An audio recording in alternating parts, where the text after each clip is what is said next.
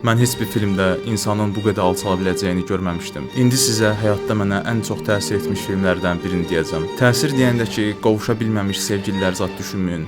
Bu film faciədir. Söhbət Requiem for a Dream filmindən gedir. Azərbaycan dilinə tərcümə etsək, bir arzuya oxunmuş mərsiyə. 3 dost, ikisi bir-birini illərdir sevən bir cütlük. Bir çox ortaq nöqtələri var, amma ən əsası üçü də narkotik adətsizdir. Film başlayanda onsuz da oğlan anasının evindən oğurluq edirdi. Oğurluq edirdi deyəndə ki, gözünün qabağında evdəki əşyaları aparıb satırdı. Amma sonradan pulsuz qaldıqca, get-gedə daha çox dozaya ehtiyac duyduqca elə şeylər etməyə başlayırlar ki, mən şəxsən sözlə ifadə edə bilmirəm. Bir doza üçün etdiyi səhvin qarşısında elə əzilirlər ki, biraz pul üçün elə şeylərini satırlar ki, və filmin sonunda elə bir hala gəlib çatırlar ki, filmi bitirəndə dünyanın yükünü öz çiynində hiss edirsən. Bu filmi izləyən insan inanmıram ki, həyatında narkotikə yer versin. Filmi izləyəcək olanlara indidən xəbərdarlıq edirəm. Çox ağır səhnələri var. Qətiyyən ailəvi izlənəsi film deyil. Bu film əminəm ki, izləyənlərin hamısına çox təsir edib. İzləmiş olanlar rəydə öz təcrübəsini bölüşsün. İzləməmiş olanlar da oxuyub görsünlər ki, necə bir filmdir.